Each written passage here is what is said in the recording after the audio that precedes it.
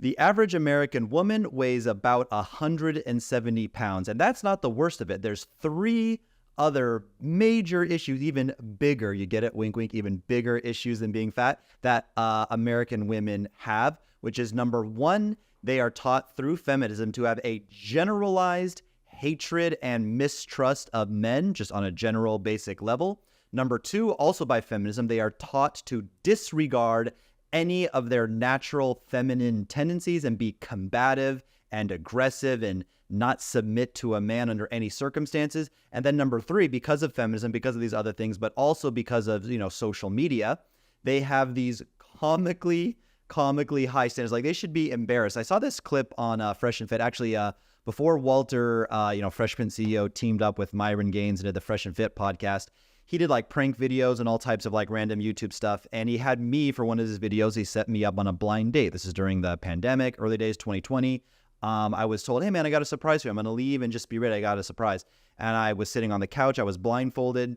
And then when I took off my blindfold, there was a woman, blindfolded on the couch, also like tied up, hands tied behind her back. No, she wasn't tied up, but there was another woman. We took off our blindfolds and then boom, we were on a blind date. And it was like I said, one of his, earlier YouTube videos. Now, they played this clip of this like old YouTube video that Fresh Prince CEO made on the Fresh and Fit podcast. Now, I was saying kind of like just a little bit off the wall, kind of like maybe overtly sexual, just whatever type things for the lulz, for the video. Like there's a camera in our face and we're on a double date. And, the girl says something about, something, down to her knees, like her hair was so long it went like down to her knees. I'm like, oh, I like anything to do with you, being on your knees or something like that. And then it's like, oh, she kind of got this reaction. And they were like, ew, no. Like, first of all, not realizing that like I'm playing it up for like, like this is being recorded for YouTube. So of course I'm going to be add a little bit more, panache and stuff. Hey guys, back to the video in just a few seconds. But first, I had to share these amazing results that I've been having on dating apps using 100% fake AI generated photos. Every single girl that you're seeing on screen right now, I matched with on Bumble using, yes, fake AI photos. And here are the photos on the screen right now that I used. And before you rush to the comments and want to say something dumb like, oh, I could kind of tell that they were fake. I know that you can't tell that they're fake because I'm lying to you. I'm showing you a mixture of both real photos and AI photos, and I bet you can't tell the difference of which is which. And I've done well on the dating apps even before with real photos, but ever since I put AI photos on there into the mix, the results have been absolutely insane, as you were seeing. And not only can I now be super lazy, I don't have to do photo shoots anymore in real life, but I can now get access to backdrops I never could before, such as being on a private jet or some insane looking baller Airbnb. And no, I know what you're thinking. Both the dating app platforms and Instagram cannot tell that these are AI and they will not get you banned. So if you want some of these for yourself, just check out the link in the video description. It's also in the first pinned comment. It's the same link, and we will get back to the regular video now. To increase the watch time, make it a better video. But other than that, my game was pretty solid. And then they have these fat, overweight, masculine women that, you see them on the Fresh and Fit podcast, insulting me, insulting my appearance, insulting, my hairline. This is before the hair transplant too. And yes, my hairline did look like a slice of pizza. I'm going to get it redone. It's going to get more filled in very soon. So stay tuned for that. But yeah, and just like, insulting my personality, my game. And I'm like, who are you, you fat, disgusting, like, if there was any, justice or fairness in the universe, you would be groveling at my feet for a chance with a guy like me. You have not been to the gym in years.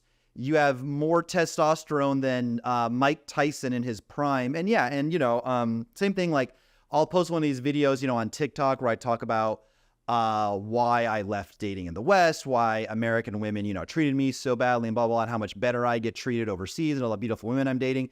And for some reason, the algorithm always, at least on TikTok, they show it to the wrong audience. I'm trying to reach, single guys, I guess, well, my prime demographic would probably be, 28 to 38, something like that. Single guys who want to, date, be passport bros or date in the US, whatever it is.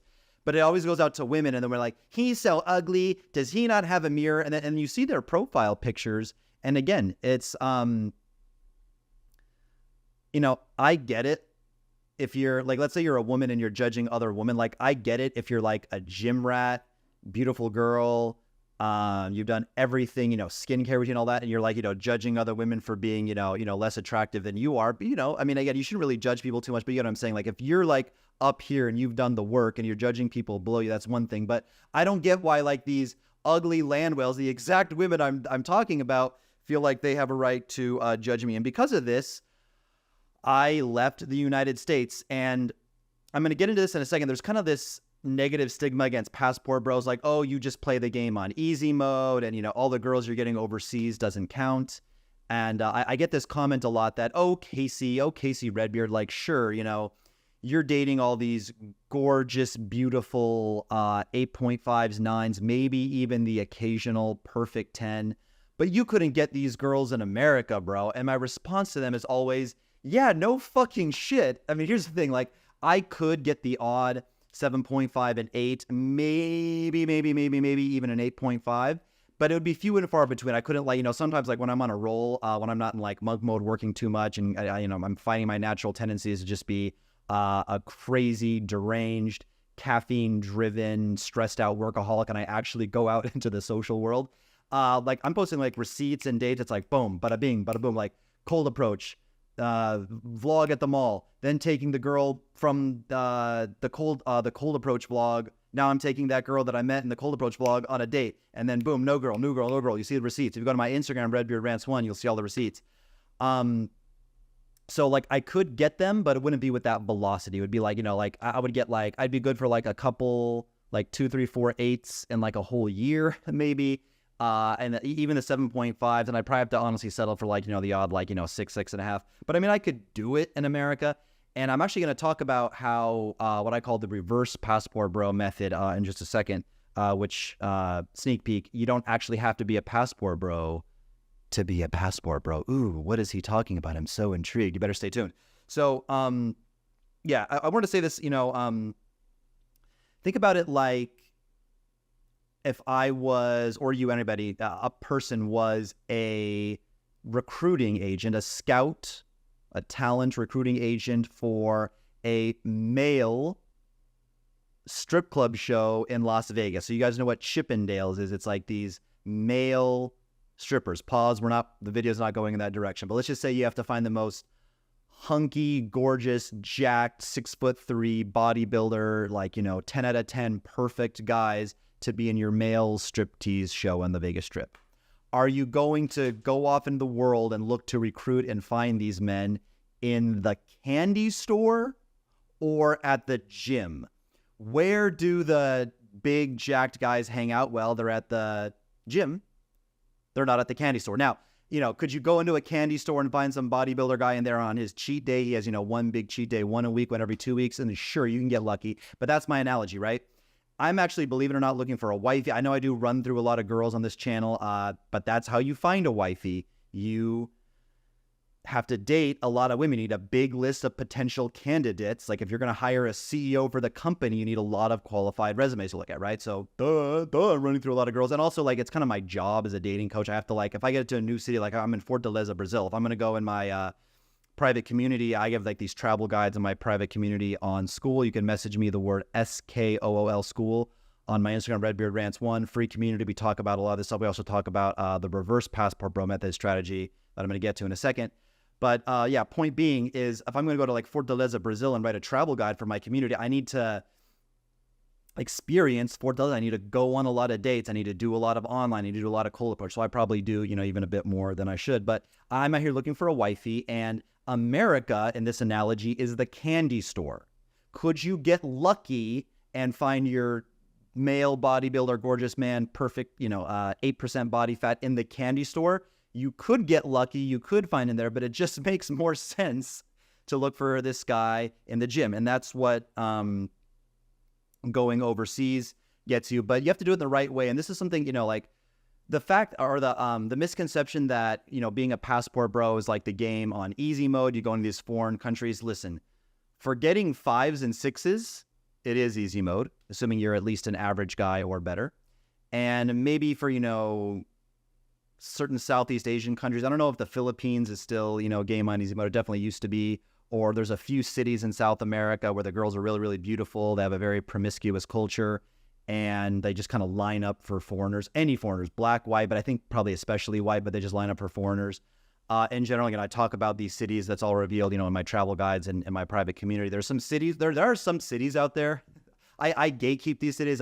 If you watch all my old videos, I think I let it slip here and there, but I, for the most part, gatekeep these cities. Like, I don't want another Medellin where blown out and it's like Disneyland for adults. You just go there for drugs and prostitution. I don't want a bunch of those types of passport bros going there and learning about these kind of secret cities, but you can get them in my private community. But it's not easy mode, except for these few fringe cities are exceptions. But Rio, Sao Paulo, even a city like Cali, Colombia. Cali would be a lot easier than Rio and Sao Paulo. But if you're talking 7.5s and 8s, no, bro, it's really, really difficult. And it can be misleading. Some guys will get on Tinder or Instagram, match with these girls, chat with these girls. They're not getting them on dates, especially Brazilian women. I do love Brazil. And I'll talk about this more in my community, my travel guides. But there does seem to be the ultimate lack of respect of a man's time here. I've never seen anything like it, not even with American girls. I was in this one city called Goiânia. Do not go to Goiânia. I'll make this tangent very, very short. I could match with any girl I wanted to on Tinder. If I would track down through I use an online dating virtual assistant who's really good at sleuthing through Instagram. He found some beauty pageant winner, Miss, what's the state? Goiás. I know I'm going to get destroyed in the comments. Goiás, whatever the state that Goiânia or the department, whatever Brazil that Goiânia is. And I think it's called Goiás, but she won the whole region, beauty pageant winner. Follow her, instant follow me back, message me back. But it was the worst case of blue balls in terms of getting a lot of interest, getting a lot of matches, but then no dates. I would even get on video calls with these girls and they would still flake me. So you really need to go where to go. But I mean, just again, remember that simple, analogy. The candy shop is America, where women are masculine.